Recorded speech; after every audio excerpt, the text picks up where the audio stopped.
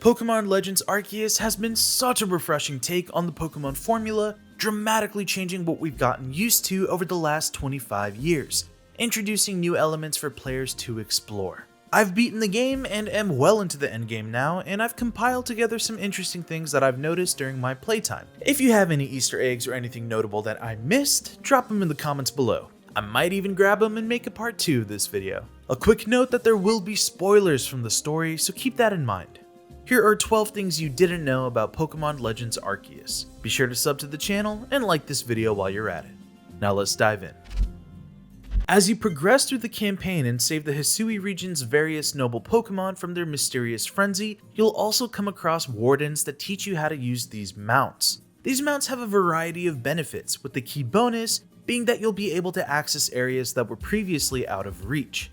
You'll start off with the Wurdeer, and then eventually an Ursaluna, Basculegion, Sneasler, and finally a Braviary. One cool thing that you can do though is you can swap these mounts on the fly without having to get on and off each time. You can simply press the D-pad to change your mount at any given moment, and if you were already on a mount and happen to go into the water for example, you'll immediately swap. Being in the air or in freefall or even near a cliffside will also give you a button prompt to mount the right Pokemon for the terrain. You know, sometimes Pokemon break out of their Pokéballs. That is a sad fact of life. However, there is a tight window of time where you can immediately throw another Pokéball for a second chance catch. The best way to secure this chance is by keeping a Pokéball at the ready. As soon as the Pokemon breaks free, you can toss a ball at it before it even notices you and either enrages or flees. The animation for the Pokéball is slightly different from the OG games. Historically, the Pokéball is supposed to shake and wobble before being caught, usually 3 times throughout most of the past games. In Legends Arceus, the Pokéball will dramatically pop up in the air and emit steam clouds. You can get a quick gauge on the catch rate and probability of the wild Pokemon being caught based on the amount of steam.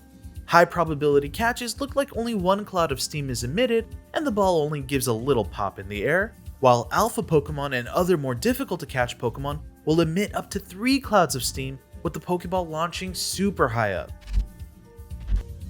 Now, suppose you need a nice break from the countless quests, cutscenes, and all the Paras trying to murder you. In that case, you can hang out with your Pokemon in the overworld, but not near wild Pokemon. Just find a bit of free space and throw your Pokemon to spawn out and then stay within the vicinity of them. You can even interact with them and speak with them.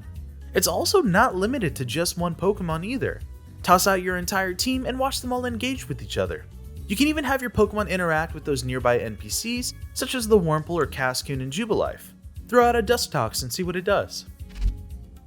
Now, some areas, such as the Alabaster Icelands, will have dynamic weather like hail or snowstorms. Other areas may have rain. If you need to change the weather, all you have to do is simply rest at your camp.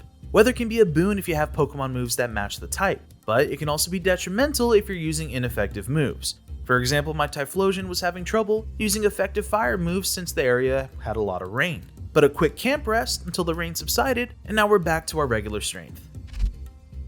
Now this is an important one, because historically, any Pokemon involved in a battle would get XP once the opposing Pokemon fainted. This means you would normally get XP up to 6 times per battle. However, that's all been streamlined now, and your entire team will receive a cumulative XP total at the end of an encounter. Most of your encounters will be with wild Pokemon, so this is not an issue.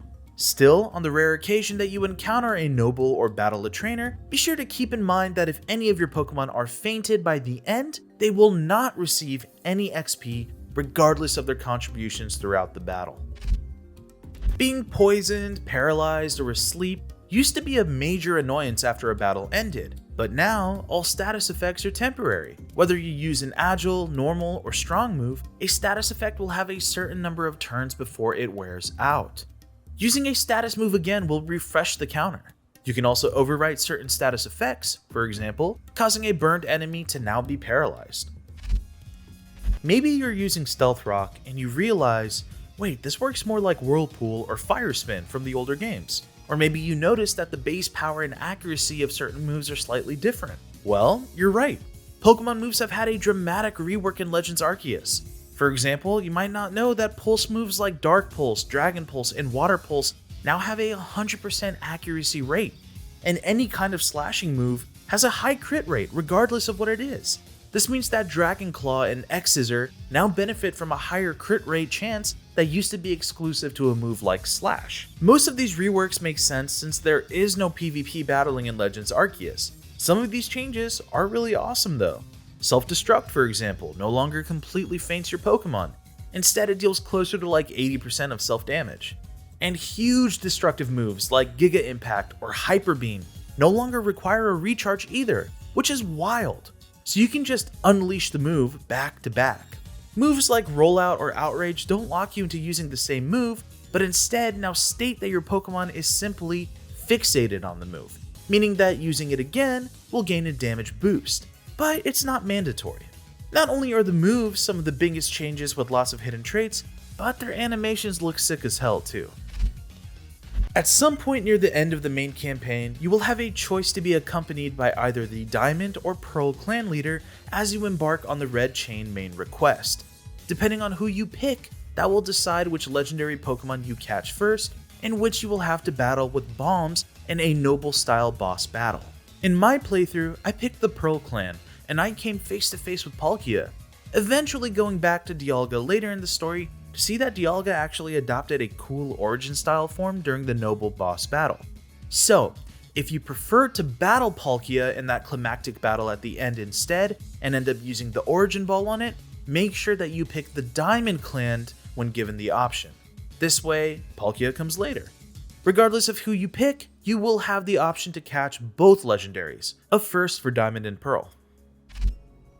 By default, your Wi-Fi connection will be off when playing Legends Arceus. Be sure to turn it on. That way other players can return your lost satchels, which are important in netting MP points. You can use the MP points later to buy evolution stones or evolution items such as Thunderstones, Reaper Claws, Metal Coats, and so much more. As you go through the game's story, you'll unlock several different locations such as the Coronet Highlands or the Cobalt Coastland. If you save the game and fully back out and exit, you'll be greeted by a curated menu screen the next time you log in. The classic Pokemon Legends Arceus logo will appear on the right, with an image on the left of the last section of the region that your character saved its progress in. Alright, this is a fun one.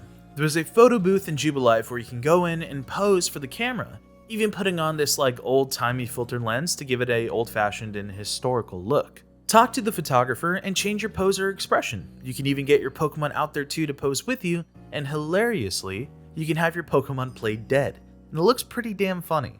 Simply select the option for your Pokemon as you set up the photo, and enjoy. Now, trust me when I say there are a lot more things on this list that I'm saving up for a part 2, so if you want to see more and are interested in Pokemon Legends Arceus, please let me know. Sound off with anything you've picked up on during your playtime and I'll throw them in a future list video. Meanwhile, do me a solid and check out some of our other Pokemon guides and reviews, and for everything else, be sure to stay with GameSpot. Until next time.